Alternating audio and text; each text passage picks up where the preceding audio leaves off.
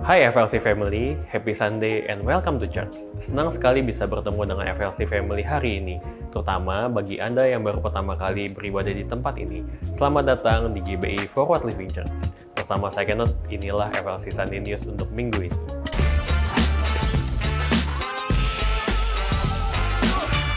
Jika FLC Family membutuhkan dukungan doa, tim FLC Prayer dengan senang hati akan membantu dan mendukung Anda melalui doa. Atau Anda dapat mengisi form doa yang tersedia di area Home Lounge. FLC Sunday Service setiap minggunya dapat FLC Family lihat kembali di YouTube channel Forward Living Church. Untuk mendapatkan informasi tentang kegiatan dan pelayanan gereja, FLC Family dapat mengunjungi Home Lounge atau menghubungi WhatsApp FLC Office di 0816 633 633. Anda juga dapat terhubung melalui Instagram FLC. Saat ini kita mau bersama-sama merayakan FLC Family yang berulang tahun dan juga merayakan ulang tahun pernikahan di sepanjang minggu ini.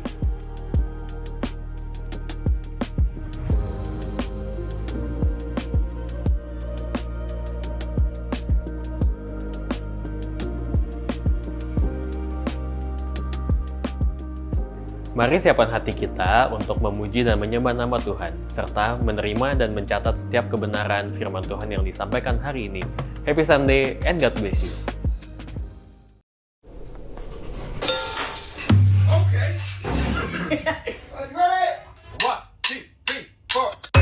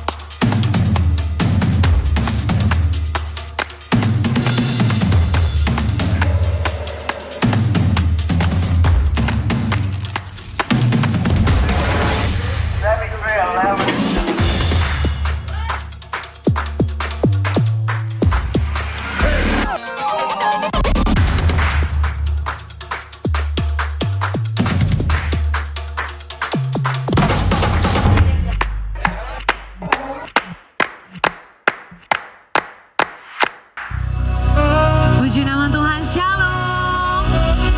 Selamat sore Forward Living Church. Luar biasa. Selamat datang di Forward Living Church. Selamat datang di ibadah sesi yang ketiga dari FLC. Dan boleh saya lihat mungkin ada yang baru pertama kali beribadah di Forward Living Church. Boleh lambaikan tanganmu. Semua adalah jemaat. Wah, ada 2 di situ. Selamat datang. Terima kasih sudah bergabung di ibadah kami yang ketiga ini. Selalu bersyukur waktu ada yang baru pertama kali join di FLC punya ibadah. Kenapa? Karena kita percaya bahwa ada dampak dari setiap ibadah yang kita lakukan. Amin. Dan terlebih lagi kita mau untuk kehidupan kita yang beribadah ini bisa jadi dampak yang mau boleh bilang mau banget. Mau banget. Hari ini setiap kita akan diajak untuk beribadah dan bahkan kita akan terima sesuatu yang luar biasa lewat firman Tuhan. Saya mengajak setiap kita untuk bisa fokuskan mungkin 1,5 jam ke depan ini dengan baik. Pastikan setiap kita punya fokus yang terbaik untuk ibadah dan firman Tuhan yang akan kita terima. Karena setelah ini kita gak pernah tahu apa yang akan terjadi di kehidupan kita. Tapi Tuhan mempersiapkan kita mulai dari tempat ini. Dan saudara akan pulang membawa sesuatu yang luar biasa. Tapi saudara harus percaya dan imani itu dalam setiap kehidupanmu. So sama-sama mari bangkit berdiri. Kita bersatu di dalam doa membuka ibadah kita pada sore hari ini. Bapa yang baik, Allah yang luar biasa dalam setiap kehidupan kami. Tiada hentinya kami mengatakan syukur dan terima kasih karena kebaikan rahmat-Mu yang selalu baru dalam setiap kehidupan kami. Ya Tuhan, izinkan kami merasakan kasih-Mu lebih lagi dalam kehidupan kami. Kasih yang mengalahkan takut, kasih yang mengalahkan amarah, kasih yang mengalahkan dosa. Kami percaya Tuhan, waktu Engkau menghantarkan kami di tempat ini, tujuan-Mu nyata di setiap kehidupan kami. Roh Kudus yang manis, Roh Kudus yang lembut, Engkau sudah hadir mendahului setiap kami di tempat ini. Dan kami percaya Engkau menghampiri pribadi demi pribadi di tempat ini Tuhan. Masing-masing kami tidak mau pulang dengan sia-sia, tapi kami mau pulang membawa sesuatu yang luar biasa di dalam Engkau Tuhan. Bangkitkan jiwa kami, bangkitkan roh kami Tuhan untuk memuji dan menyembah Engkau. Dan biarlah nama-Mu dimuliakan. Kami kembalikan setiap kemuliaan, keagungan, kejayaan, kekaguman kami hanya untuk Engkau, pusat penyembahan kami, Allah yang hidup. Di dalam nama Tuhan Yesus yang siap memuji Tuhan, boleh katakan amin. Boleh tengok kanan kiri, bilang shalom. Naikkan pujian ini buat Tuhan. Biarlah jiwa kita dibebaskan untuk memuji Tuhan.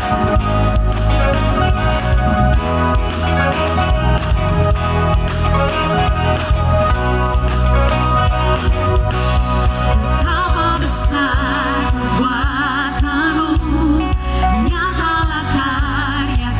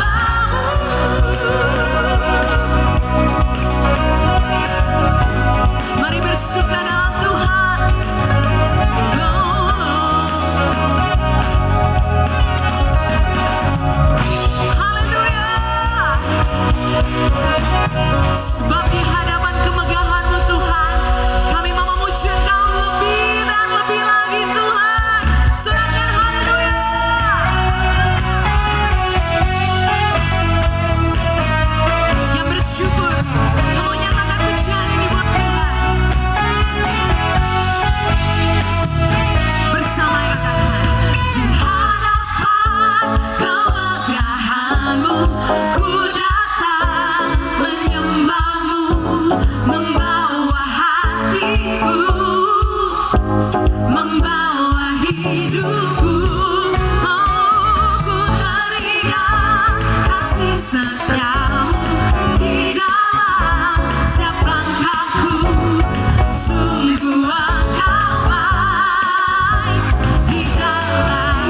Nyatakan dia baik, engkau baik, teramat baik.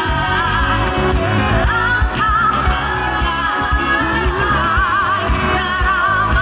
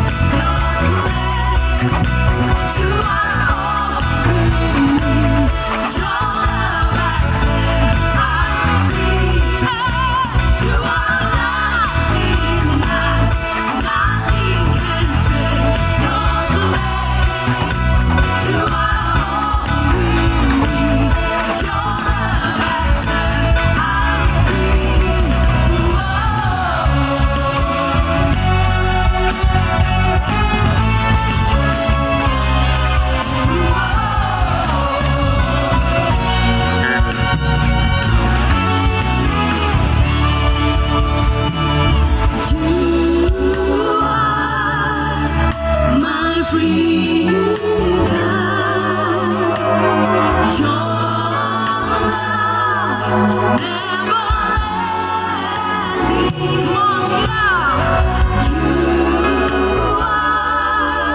You are my freedom.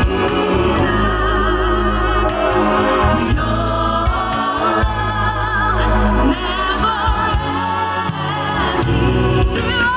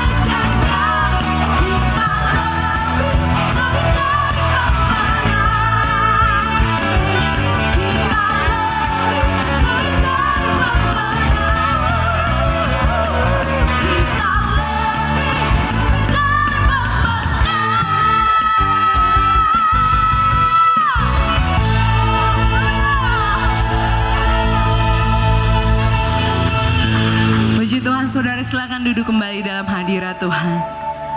Siapa yang lebih dari pemenang boleh teriakan amin. Amin. Puji Tuhan, dengan imanmu engkau terima itu. Tundukkan kepalamu, ambil saat teduh sejenak dengan Tuhan. Fokuskan hati kita, sembah Dia lebih lagi. Thank you, Jesus.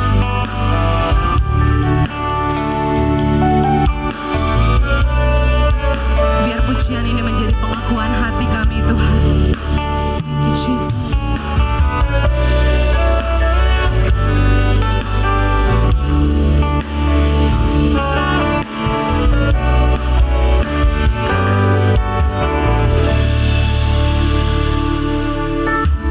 Jujur kadang ku tak sanggup menghadapi semua bebanku,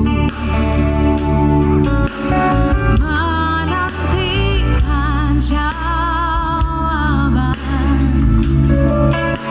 menolak untuk menyerah. Ku tahu Kau Tuhan yang sanggup menolong dalam sesaku. Namun meskipun Kau belum, ku kan tetap menyembahmu. Ku kan bernyanyi sampai jiwaku percaya, dan sampai hatiku berdamai. Lagu pengharapan,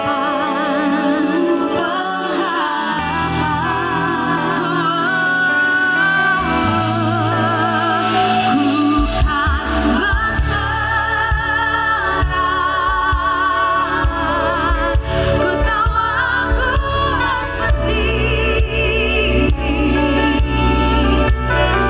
Ku yakin Kau mengasihiku,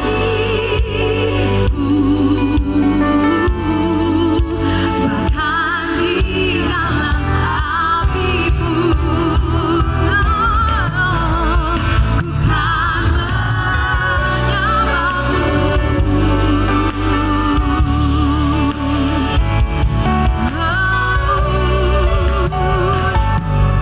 Mari akui pujian ini di hadapan Tuhan bersama. Jujur kadang aku lalai, bersandar pada kekuatan-Mu. Di dalam kelemahanku, sempurnalah kuasa-Mu.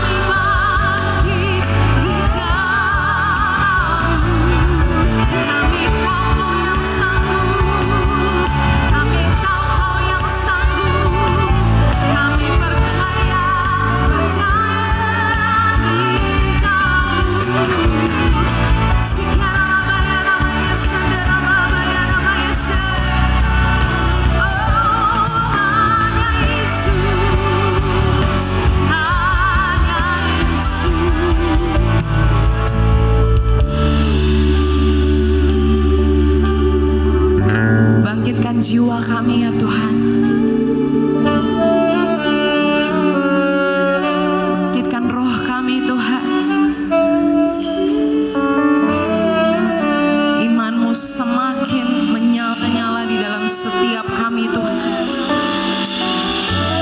Kami mau deklarasikan doa kami di hadapan Engkau Tuhan. We cry out to you, oh God. Thank you, Jesus.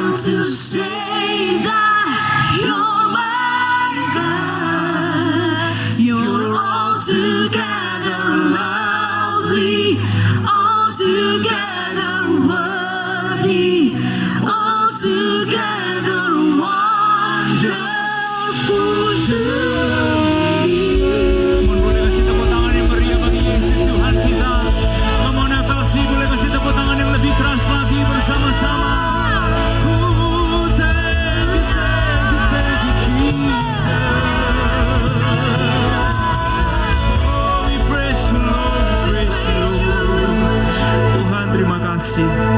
Engkau ada di sini buat setiap kami. Apapun kondisi, situasi, kehidupan kami masing-masing. Satu kata dari hati kami, Engkau Tuhan yang layak ditinggikan, layak disembah, layak dibesarkan, lebih dari apapun. Tuhan, hari ini kami mau sama-sama mendengar pesan firman Tuhan.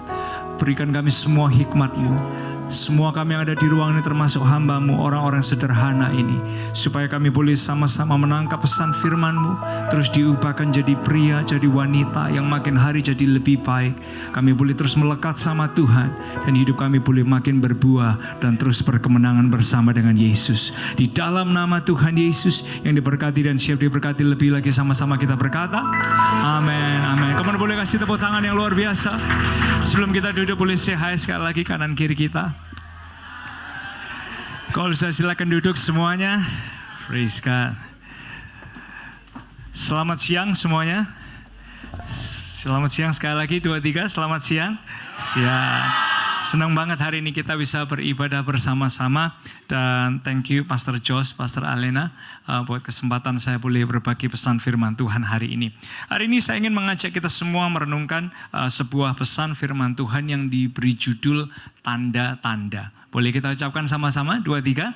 Tanda-tanda. So 10 bulan yang lalu saya lagi beristirahat. Biasanya kadang kalau tidur itu antara terlentang atau kadang kita orang bisa tengok kiri atau mungkin di sebelah kanan. Nah, entah gimana di hari-hari itu saya merasa saya perlu lebih kuat di area-area tertentu, jadi olahraga, terus mungkin tambah pull up dan lain sebagainya. Nah, di hari itu waktu saya istirahat, saya tidur, tangan saya taruh di bawah kepala, lalu saya tidur mengarah ke sebelah kanan. Paginya waktu bangun ternyata tangan saya ini nggak bisa digerakin. Saya juga bingung kok bisa ada rasa linu-linu di sininya gitu ya. Jadi mau diarahin ke sini juga nggak bisa. Ditarik ke belakang juga susahnya, sakitnya bukan main gitu. Diangkat ke sini juga kok berat banget, susah banget. Terus saya bingung ini kenapa ya gitu. Akhirnya saya pergi fisioterapi. Fisioterapi pertama dicoba diapain, diginiin, digituin, pokoknya dicoba di fisioterapi tetap nggak works karena waktu lagi di sana kerasanya seolah-olah kayak udah mendingan gitu. Tapi waktu pulang tetap aja badan ini rasanya kayak tetap sama, terus nggak bisa gini. Jadi tangan harus dibantu, pakai tangan satu lagi, terus kalau ke belakang harus benar-benar ditarik gitu ya. Lalu kalau diangkat harus didorong pakai tangan satunya lagi.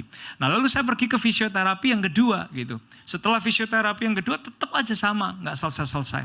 Nah terus akhirnya saya cari dokter, ketemu sama dokter syaraf. Waktu ketemu dokter syaraf dia bilang ini bukan syarafnya Pak, ini ada semacam kayak ototnya yang robek atau mungkin ya hari-hari ini orang kenalnya bahasanya itu kayak ada frozen shoulder gitu.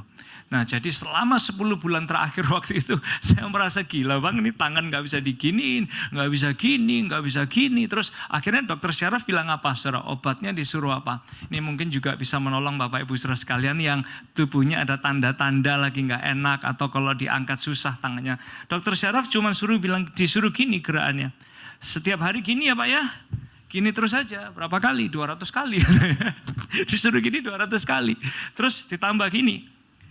Jadi disuruh gerakan gini berapa banyak? 200 kali gitu. Ya udah disuruh gitu aja sampai nanti hilang-hilang sendiri katanya. Sampai hari ini masih ada sedikit. Tapi paling enggak tubuh kita, Bapak Ibu saudara sekalian, ketika ada sesuatu yang enggak beres dengan tubuh kita, maka tubuh kita akan mengeluarkan tanda-tanda. Dan salah satunya ketika mungkin saya olahraga terlalu keras, saya pusing sesuatu tanpa pendinginan yang baik, lalu tubuh saya mulai mengeluarkan tanda-tanda bahwa ada sesuatu yang gak beres. Nah dalam kehidupan kita juga sebetulnya ketika kita mau lihat hidup yang berkemenangan bersama dengan Tuhan, kadang dalam perjalanan hidup kita mungkin orang gak tahu nih ada sesuatu yang mungkin kurang sehat di dalam diri kita. Mungkin di luarnya kita bisa memuji Tuhan, kita bisa berdoa, kita bisa baca Alkitab, semua itu baik. Tapi seringkali ada tanda-tanda di dalam diri kita yang ternyata menunjukkan bahwa, mengindikasikan bahwa ada sesuatu yang kurang sehat dan kurang baik di dalam diri kita. Nah Alkitab itu suatu ketika ada orang yang bernama Paulus. Paulus ini dia pernah menuliskan dalam Efesus pasal 4 ayat 31. Dia menuliskan tentang tanda-tanda bagaimana seseorang perlu memperhatikan. Ketika mungkin kelihatannya secara di luar kita mungkin baik-baik saja, sehat-sehat aja. Tapi ternyata tanpa kita sadari ada tanda-tanda berikut ini yang bisa ada di dalam kita, yang bisa menghalangi hidup berkemenangan, hidup berbuah yang sedang Tuhan kerjakan dalam kehidupan kita semua. Nah, oleh sebab itu saya kepingin ajak kita baca ayat ini bersama-sama dalam Efesus pasal yang keempat, ayat yang ke-31 kita baca dengan suara yang keras. 2, 3. Segala kepahitan, kekeraman, kemarahan, pertikaian, dan fitnah hendaklah dibuang dari antara kamu. Demikian pula segala kejahatan. Amin. Tim Praise and Worship boleh maju ke depan? Enggak, saudara. Well, ayat ini sebetulnya sangat clear, sangat jelas banget.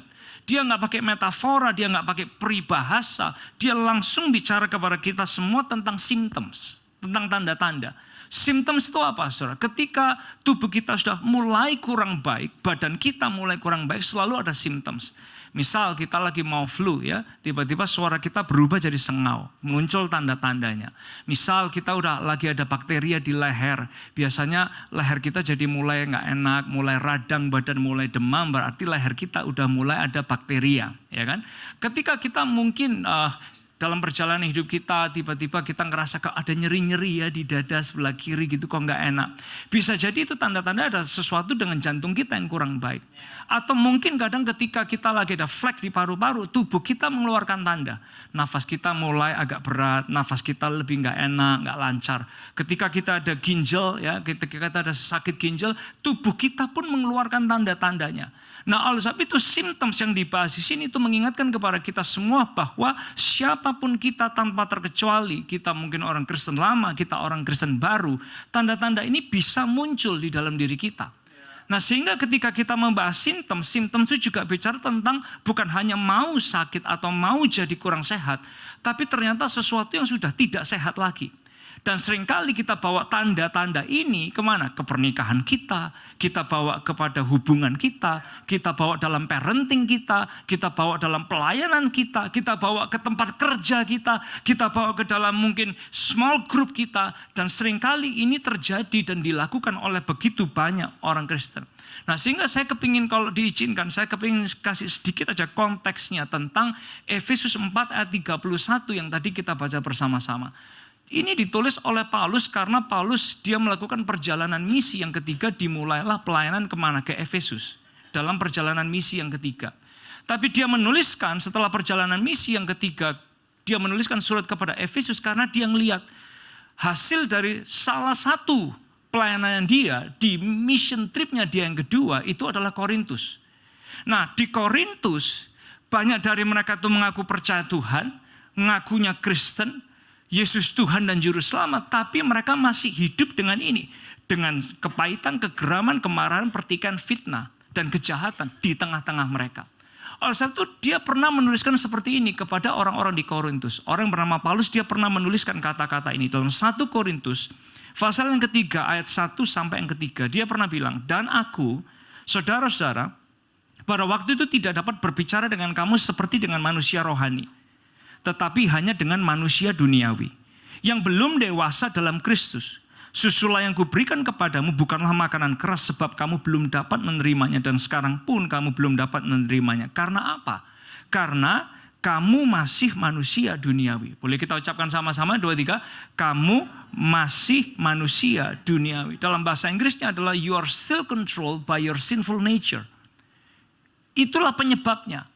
You are still controlled by your sinful nature. Kamu masih manusia duniawi, sebab taunya dari mana? Jika di antara kamu ada iri hati dan perselisihan, bukankah hal itu menunjukkan bahwa kamu manusia duniawi dan bahwa kamu hidup secara manusiawi? So, ayat ini ditulis oleh Paulus sebagai respon chaosnya orang-orang di Korintus, nggak bagusnya, nggak sehatnya, gara-gara ada tanda-tanda negatif yang terus dibiarkan di tengah-tengah mereka. Lalu dia menuliskan surat ini kepada mereka yang ada di Korintus. Bukan berarti gini, kalau dikasih susu atau mungkin dikasih makanan keras, bukan soal pengajaran ringan, pengajaran berat. Tapi di sini dijelaskan kenapa? Karena mereka masih dikontrol oleh manusia duniawi mereka. Still controlled by their sinful nature. Nah, sehingga waktu Paulus sadar, wow, ternyata yang namanya kepahitan, kegeraman, kemarahan, pertikaian, fitnah, dan segala kejahatan itu bisa merusak family, marriages, pernikahan, parenting, pekerjaan, pelayanan, small groups. Lalu dia ingat, orang-orang di Efesus jangan sampai ngalamin kejadian yang dialami oleh orang-orang di Korintus.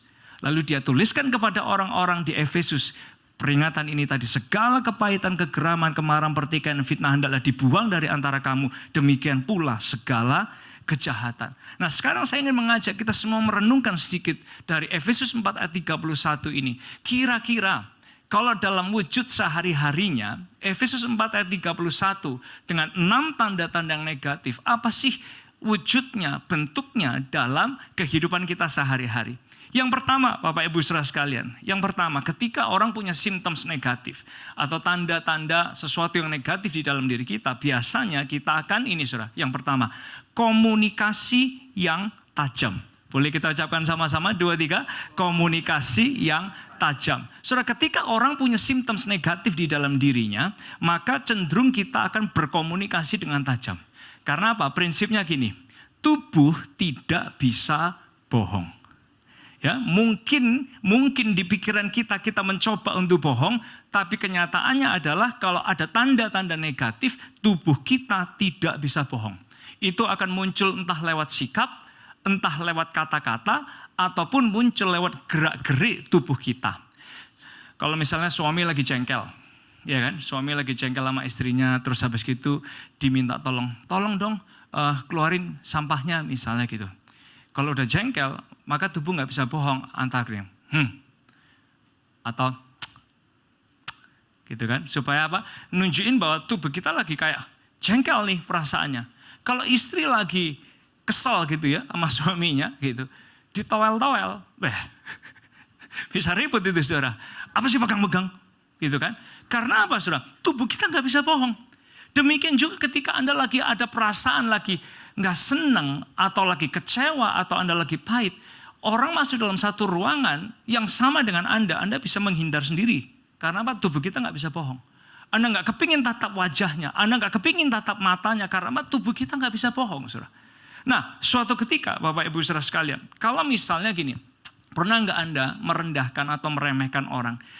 Dia mah mana bisa, dia mah mana mungkin sukses atau berhasil atau mungkin jadi sesuatu yang meaningful gitu dalam hidupnya. Terus tiba-tiba sama Tuhan diubah tuh. Orang tersebut jadi berdampak.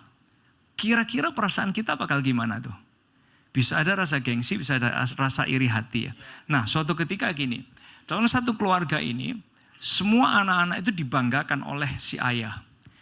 Lalu ketika Nabi datang mau mengurapin salah satu anak dari keluarga ini, yang dikeluarin yang kelihatannya berperawakan bagus, yang kelihatannya berkarisma, yang kelihatannya cocok nih potongannya, cuttingnya udah kayak bisa jadi the next king gitu. Tapi ternyata minyak urapan itu dalam botol nggak mau keluar. Lalu sampai Nabi ini dia bingung, dia tanya, ini masih ada anak lagi nggak sih di ruangan ini, di rumah ini gitu? Oh iya masih ada, bapaknya aja lupa, masih ada satu di ladang, dia lagi mengembalakan domba. Terus Nabi bilang gini, ya udah panggil dia, kita nggak akan makan sampai anak itu datang ke ruangan ini, ke rumah ini. Dari situlah ketika Daud dipanggil dan dia di rumah datang, di rumah keluarga Isai, minyak urapan itu baru mengalir kepada Daud. Saudara bisa membayangkan kira-kira sebagai kakak-kakak yang udah merasa bahwa well, even my dad doesn't like my younger brother misalnya gitu ya. Papa saya aja nggak terlalu membanggain adik saya loh. Dia bangga sama kita. Dia bangga dengan prestasi kita. So kadang kita bisa merendahkan orang lain, tapi tiba-tiba Tuhan bisa angkat orang yang kita pikir kita rendahkan loh saudara. Nah dalam kondisi kayak gitu pertanyaan saya, manusia normal bisa nggak muncul rasa iri hati? Bisa. Bisa nggak muncul rasa dengki, geram? Bisa. Nah kenyataan terjadi karena tubuh nggak bisa bohong. Suatu hari papanya Daud, Isai dia bilang ini, Daud kamu besok antar makanan kepada kakak-kakakmu di medan perang. Akhirnya Daud ini menata saudara. Di Alkitab diceritakan dia menata kambing dombanya, dia menitipkan kambing dombanya supaya diurus orang. Besok pagi-paginya Alkitab mencatat dia berangkat sangat pagi untuk bawa bekal dan makanan menemui kakak-kakaknya. Dan saudara mau tahu sampai di medan pertempuran, kakaknya yang pertama yang bernama Eliab ketika lihat Daud justru ngomong apa? Ketika Eliab kakaknya yang tertua mendengar perkataan Daud kepada orang-orang itu, ini ayat Alkitab. Bangkitlah amarah Eliab kepada Daud sambil berkata, "Mengapa engkau datang? Dan pada siapakah kau tinggalkan kambing domba yang 2-3 ekor itu di padang gurun? Aku kenal sifat pemberanimu dan kejahatan hatimu. Engkau datang kemari dengan maksud melihat pertempuran." Ngomongnya bisa kayak gitu loh. Ini dibawain makanan, dibawain bekal.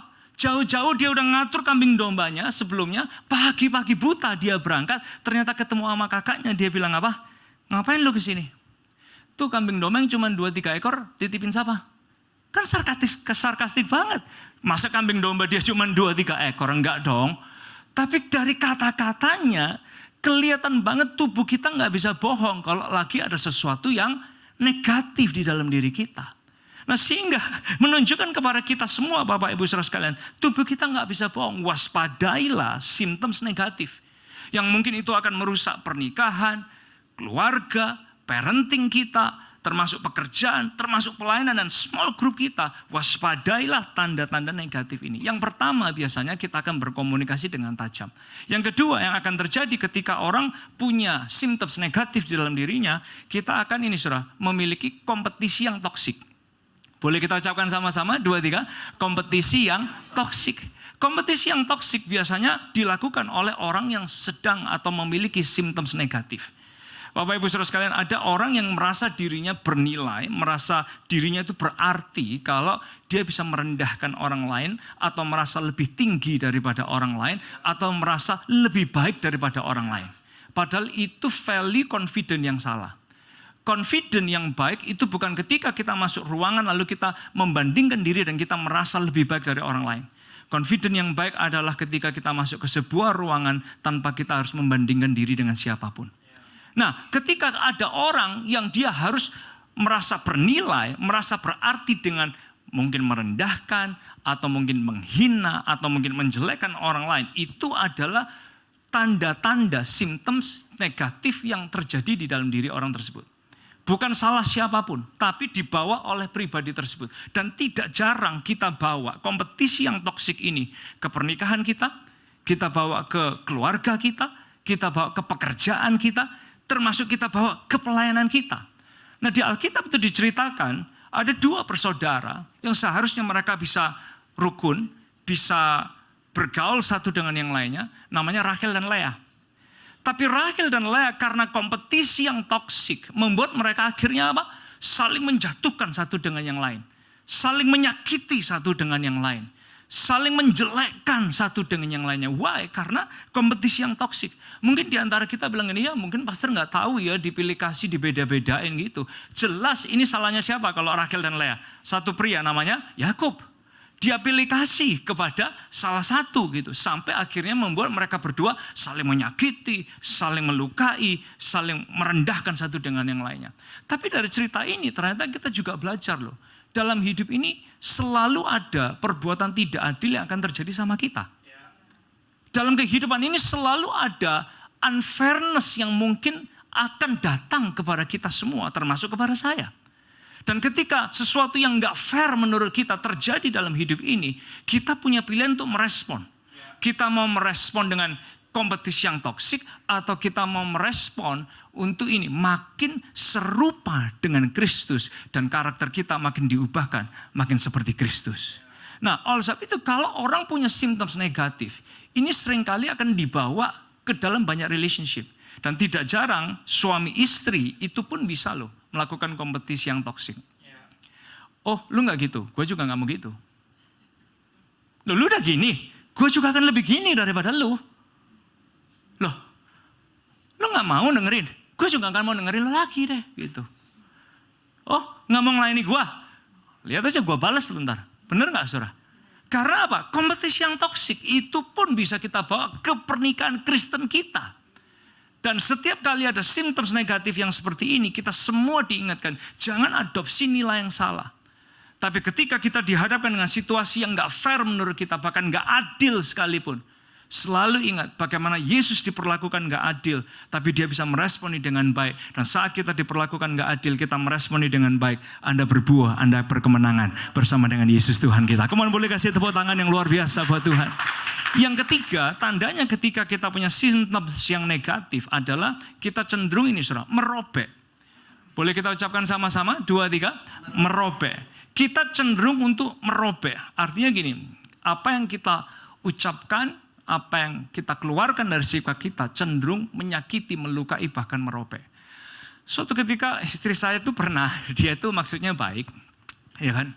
Dia itu nanya tentang area pelayanannya dia, gitu. Nanya komunikasi ke saya, dan kebetulan hari itu perasaan saya lagi nggak enak, gitu, saudara.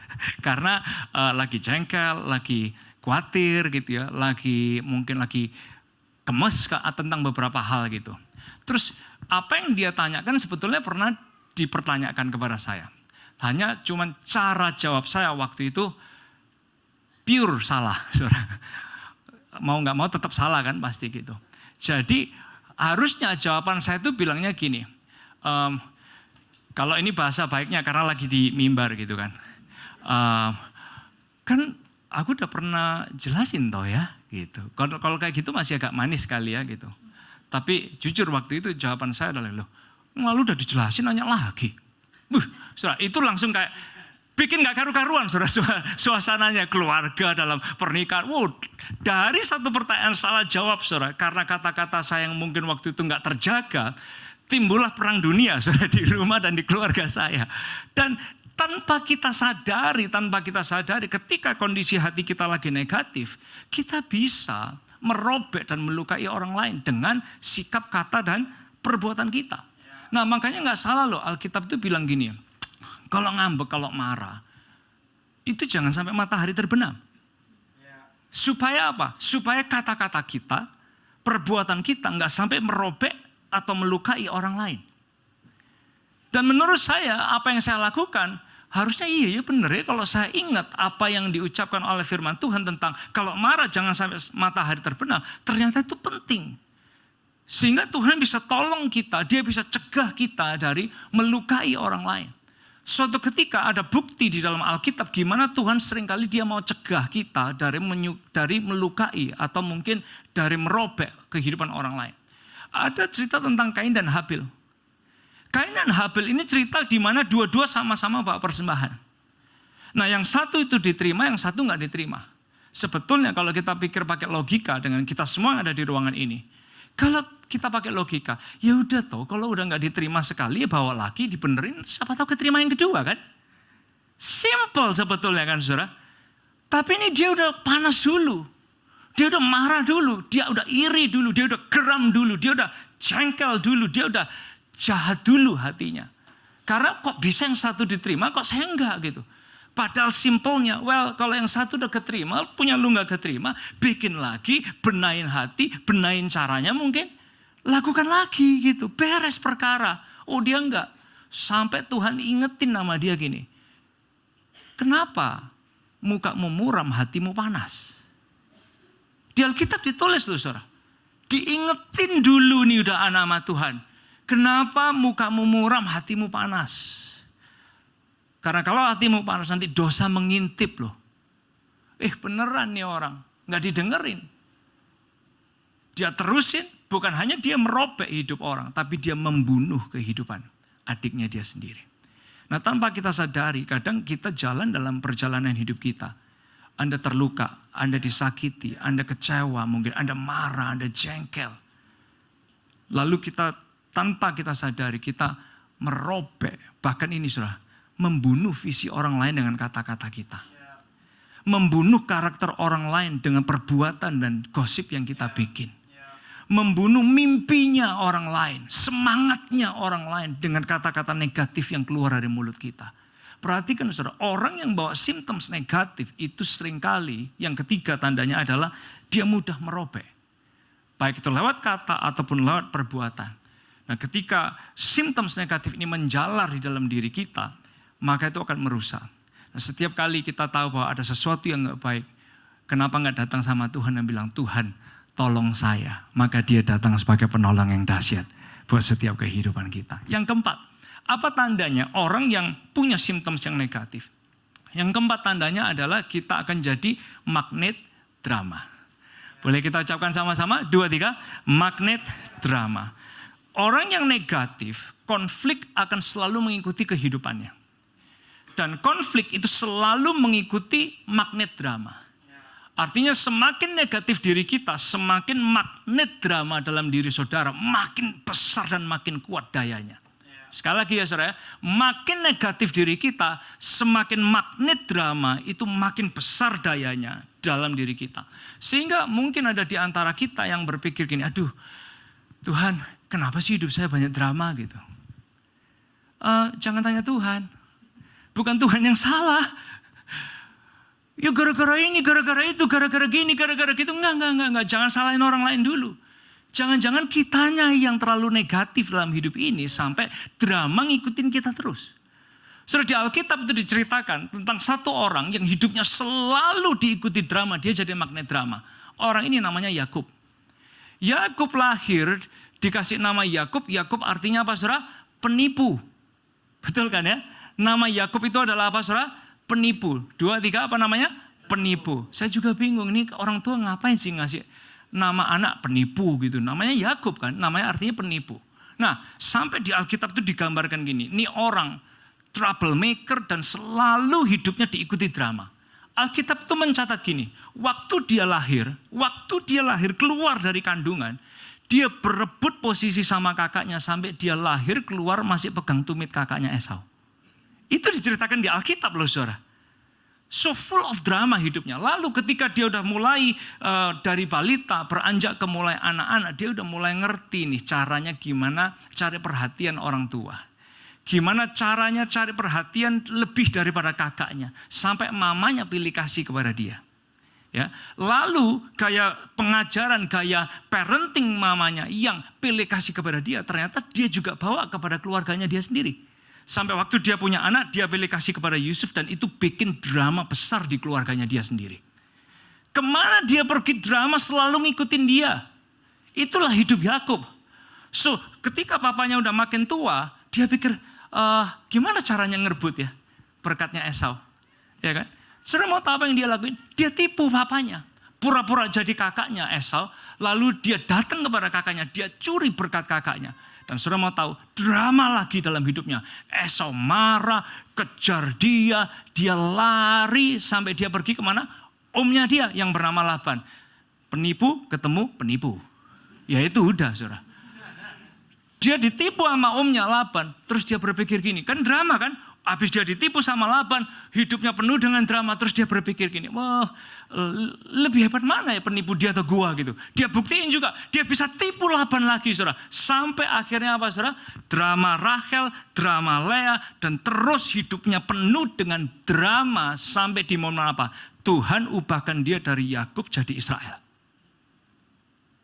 Saudara bayangkan, kadang kehidupan kita itu juga banyak drama, itu bukan karena salah Tuhan, bukan karena salah orang lain. Tapi seringkali karena ada simptom negatif yang kita bawa di dalam diri kita. Dan itulah yang membuat kita jadi magnet drama dalam kehidupan kita. So kalau Anda punya banyak drama dalam hidup saudara, jangan salahkan Tuhan dan orang lain. Lihatlah diri kita sendiri terlebih dulu. Apa yang harus diperbaiki dari diri kita. Karena yang keempat, simptomnya orang yang negatif, dia akan jadi magnet drama. Yang kelima, Bapak Ibu Saudara sekalian, simptomnya orang yang negatif, kita seringkali melakukan ini, serangan tersembunyi. Boleh kita ucapkan sama-sama, 2, 3, serangan tersembunyi. Apa itu artinya? Mudah fitnah di belakang orang, gosip di belakang orang, sabotase di belakang orang. Saudara, saya tuh pernah gini, nolong orang ini, doain dia, pas berkebutuhan juga ditolong. Tiba-tiba bisa bikin cerita dia. Bisa bikin cerita yang katanya gini, yang katanya gitu. Saya diadu dengan jemaat saya sendiri. Saya sampai mikir kok bisa ya orang kayak gini keluar dengan cerita yang gak pernah saya lakuin. How come gitu?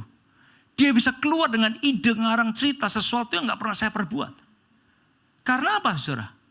Simptom negatif dia bawa di dalam dirinya. Dan ketika mungkin tanpa kita sadari kita punya simptom negatif, nggak jarang kita juga akan lakuin serangan tersembunyi kepada orang yang ada di sekitar kita.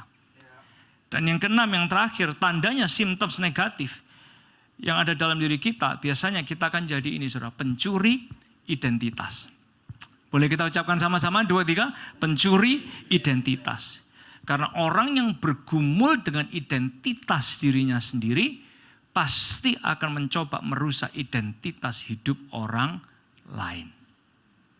Orang yang bergumul dengan identitas dirinya siapa dia di dalam Tuhan pasti akan coba untuk merusak identitas orang lain yang ada di dalam Tuhan. Karena itulah simptoms negatif dan manifestasinya di dalam kehidupan kita.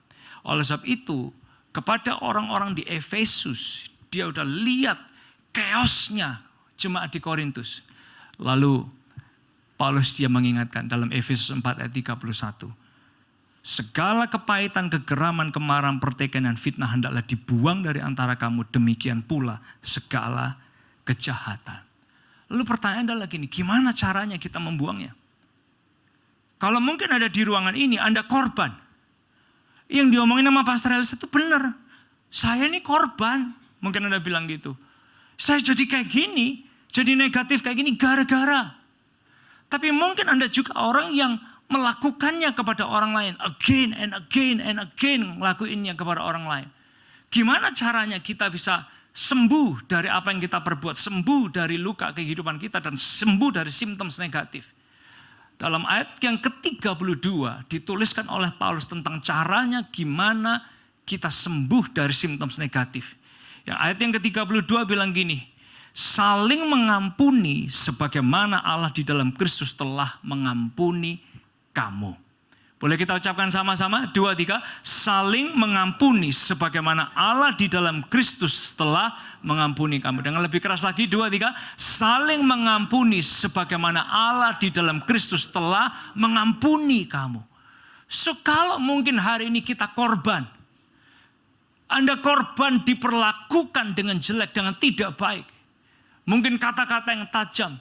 Mungkin orang merusak identitas Anda. Apa yang harus kita lakuin supaya kita sembuh dari simptoms negatif diri kita?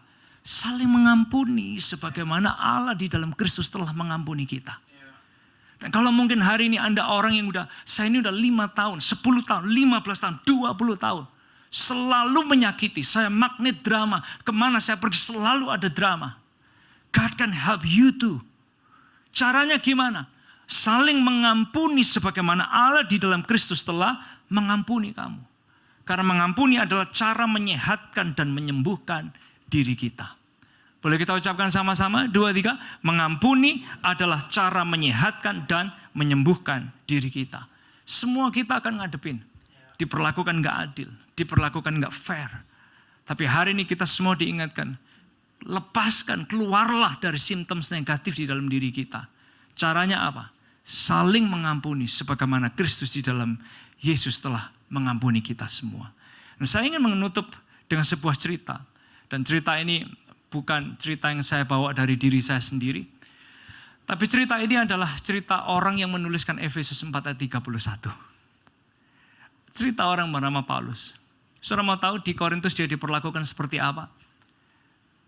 Dia itu dibandingkan dan dijelekkan. Bisa bayangkan. Kalau Anda dibandingkan, Anda dijelekkan, kira-kira Anda terluka enggak kira-kira? Terluka, saudara. Dia dibandingkan, dia dijelekkan dengan orang yang bernama Apolos. Karena orang di Korintus itu suka dengan orator. Apolos itu komunikator yang hebat. Orator yang begitu brilliant. Kalau dia bicara semua orang dengerin, terkesima, kagum dengan apa yang dia ucapkan, yang dia ajarkan. Itu Apolos. Tapi kalau Paulus, dia nggak bisa khotbah. Dia itu penulis yang hebat. Oleh sebab itu perjanjian baru kita, separuh itu isinya tulisan Paulus. Tapi kalau Paulus khotbah, saudara, di Alkitab ditulis gini. Ada orang bernama Itikus, mendengarkan Paulus berkhotbah, lalu dia ngantuk, dia ketiduran, dia jatuh dari jendela. Mati karena ngantuk. Jadi Paulus kalau khotbah memang bikin ngantuk. Bayangkan saudara, orang di Korintus itu bandingannya gini. Lihat nih, Instagramnya Apolos.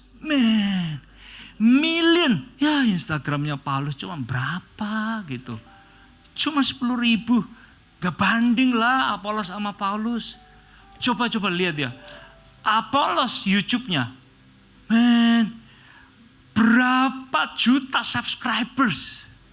Kalau Paulus buku aja nggak laku gitu. Orang Kristen harus dikasih loh bukunya. Benar gak saudara? Siapa juga yang mau baca gitu bukunya dia. Oh dia dibandingin saudara. Karena apa? Karena orang yang negatif itu selalu playing comparison game. Selalu. Ini lebih bagus dari ini lebih hebat dari ini lebih gini dari ini lebih gitu dari gini, ini lebih gini dari. Selalu kayak gitu. Tapi Paulus ketika dia ngelihat semua ini, kechaosan yang terjadi, dengan berbesar hati, dengan hati yang diarahkan kepada Tuhan, dia bilang gini, aku ini menanam, Apolos itu menyiram, Tuhan itu yang memberi pertumbuhan. Dia arahkan kembali semua kepada Tuhan. Lalu dari situ kita bisa melihat kebesaran hatinya. Diperlakukan gak adil, diperlakukan gak fair. Tapi dia bisa mengasihi jemaat Korintus. Lalu dia bawa pengalaman buruk ini. Dia sampaikan kepada semua orang di Efesus. Termasuk kepada semua orang yang ada di FLC. Segala kepahitan, kekeraman, kemarahan, pertikaian, dan fitnah hendaklah dibuang dari antara kamu. Demikian pula segala kejahatan. Caranya gimana? Saling mengampuni. Sebagaimana Allah di dalam Kristus telah mengampuni kita semua. Yang diberkati boleh kasih tepuk tangan yang luar biasa buat Tuhan kita. Saya undang kita semua panggil berdiri bersama-sama. Tadakan kedua tangan kita ke hadapan Tuhan. Sebagai lambang kita berserah. We need His help. Di dalam kelemahanku sempurna kuasa-Mu, hebatnya tantanganku, lebih hebat Tuhanku, ku berserah kepadamu yang membelah laut, yang teduhkan badai, yang mustahil pun terjadi karena kuasa-Mu yang pegang hidupku, yang buka jalan bagiku. Kau pembuat mujizat terjadi, yang menerangi laut, yang teduhkan badai, yang mustahil pun terjadi karena kuasa-Mu yang pegang hidupku, yang buka jalan bagiku. Kau pembuat mujizat terjadi, yang membelah laut, yang teduhkan badai, yang mustahil pun terjadi karena kuasa-Mu yang pegang hidupku, yang buka jalan bagiku. Kau pembuat mujizat terjadi. Boleh turunkan tangan kita sama-sama, pejamkan mata kita, tundukkan kepala kita dimanapun kita berdiri di ruangan ini. Hari ini Tuhan ada di sini bersama dengan setiap kita. Dia mau tolong kita, Dia mau sembuhkan kita, Dia mau bantu setiap kita. Kalau ada di antara kita yang berkata, atau mungkin Anda mau jujur dengan diri kita sendiri, Tuhan, ada symptoms negatif di dalam diri saya. Tuhan, ada tanda-tanda negatif. Tuhan, tolong saya sembuhkan, saya pulihkan, saya bantulah saya. Saya nggak mampu mengalahkan tanda-tanda negatif ini dengan kekuatan saya sendiri. Tapi tangan Tuhan itu perkasa untuk tolong kami dan pulihkan dan ubahkan kami. Kalau itu Anda mungkin korban dari orang yang punya tanda-tanda negatif. Atau mungkin Anda adalah orang yang sering kali melakukan perbuatan-perbuatan yang menyakiti orang lain. Karena ada tanda-tanda negatif di dalam kita. Dan Anda berkata, saya perlu Tuhan untuk tolong saya. Boleh gak dekapkan tangan kita di dada kita masing-masing. tanpa lihat kanan, tanpa lihat kiri. Dekapkan tangan Anda di dada Anda masing-masing. Anda yang berkata, saya butuh Tuhan untuk bantu dan sembuhkan hidup saya. Kalau itu Anda dekapkan tangan Anda di dada Anda masing-masing. Sementara Anda mendekapkan tangan Anda di dada Anda masing-masing, boleh tirukan doa saya dengan suara yang keras. 2, 3, Tuhan Yesus, ini hidup saya, seluruh hati saya serahkan kepada Tuhan.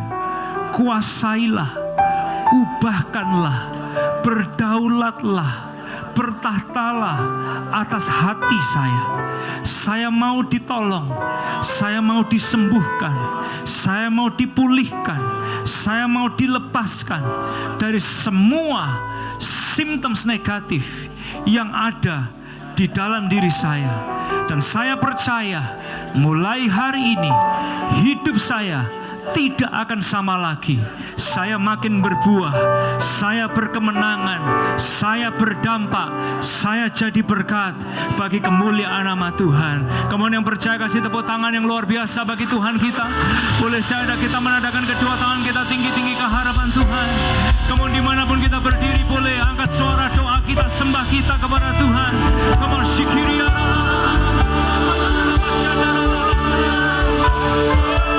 Tuhan, kesembuhan di sini, pemulihan di sini, perubahan terjadi di sini. Kuasa-Nya Tuhan nyata di sini.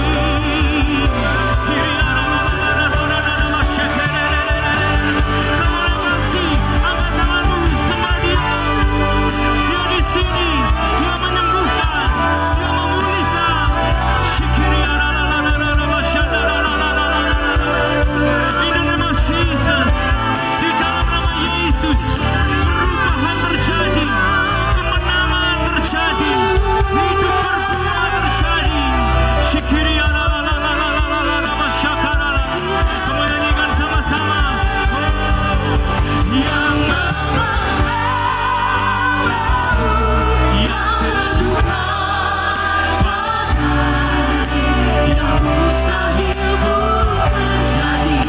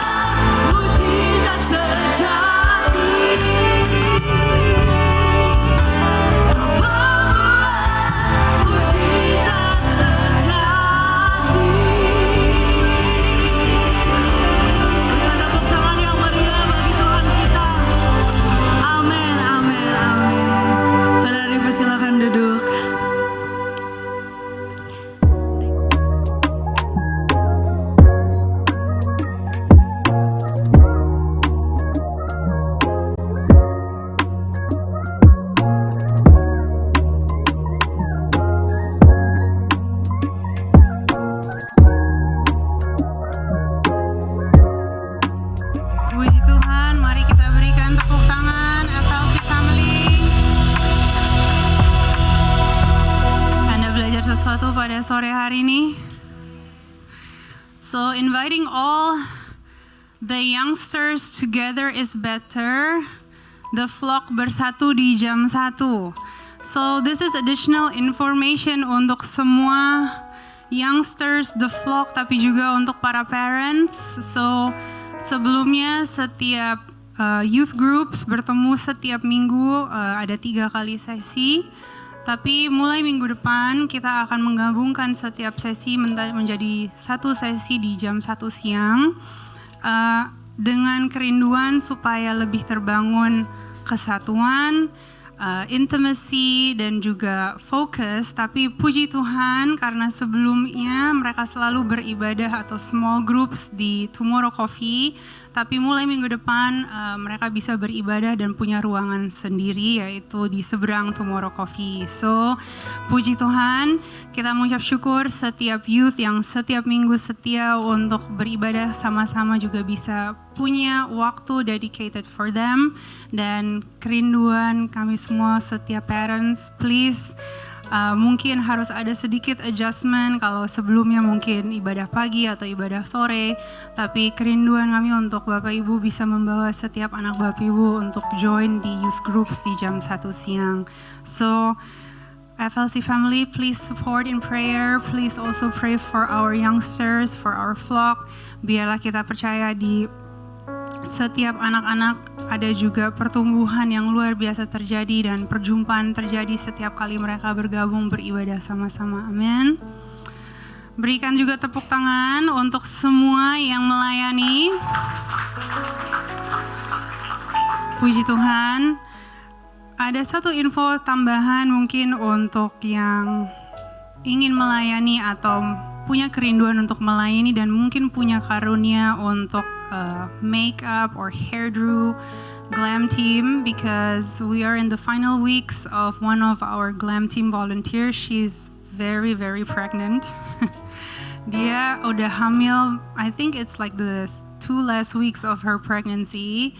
So our lovely Willa, I don't know if she's in today, tapi mungkin ada FLC family yang punya karunia untuk makeup, hairdo, glam team. So they really would appreciate Bapak Ibu punya support. So ladies, if that is you, or if maybe there is also a hairdresser among FLC family yang mungkin bisa membantu dan mau join untuk FLC Glam Ministry, please connect with us at the home lounge, because Willa won't be able to do the hair of all our pretty volunteers with a baby, at least for the first few months after she's giving birth. Tapi kita percaya bahwa her pregnancy is going well, sampai nanti hari H juga lahir. So kita berdoa, tapi kita dalam satu kebersamaan di sini mau sama-sama melayani. Jadi mungkin kalau ada Bapak Ibu yang punya talenta di area tersebut, more than welcome to join forces with us. Amen.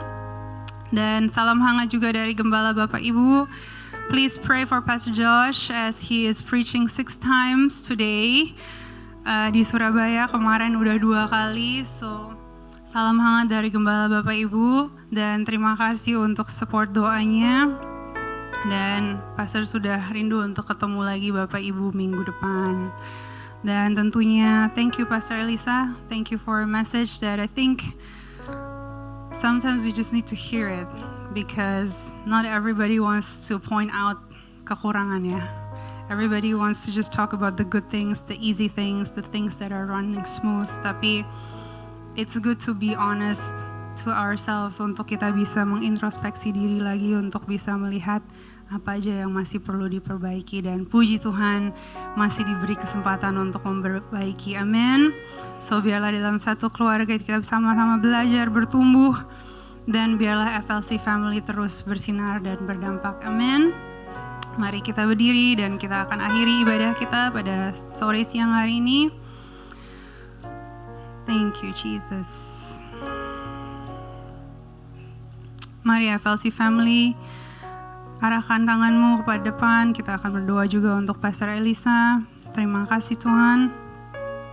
Terima kasih untuk begitu baik Engkau semua di semua kehidupan kami Tuhan. Terima kasih Bapa. Thank you for being in your presence. Thank you for being in your home, in your house. Terima kasih Tuhan. Sebentar kita akan pulang dan kita mengucap syukur kalau ibadah kami bisa berjalan dengan tidak kurang suatu apapun. Kiranya ada perkenanan daripadamu di setiap ibadah yang kita lakukan. Biarlah selalu ada damai dan sukacita Yesus juga berserta dengan kita. Begitu indah berada di hadirat-Mu. Dan hari ini kita satukan hati as one family di FLC. Kita berdoa khususnya untuk Pastor Elisa. Terima kasih Tuhan sudah mengutus hamba-Mu. Terima kasih untuk firman-Mu yang sudah disampaikan khusus untuk kita semua. Biarlah firman-Mu itu tidak kembali sia-sia, tapi kita bisa aplikasikan di kehidupan kita sehari-hari. Kita berdoa dan melepaskan berkat untuk Pastor Elisa. Kita berdoa biarlah apapun yang dikerjakan selalu menyenangkan hati Tuhan. Biarlah Engkau memakai hamba-Mu lebih luar biasa lagi dimanapun dia berada. We speak health, wisdom, and blessing over his life. We speak blessing and health over his family, over his work and his ministry, and wherever he is, Lord, please use him to win more and more souls for you.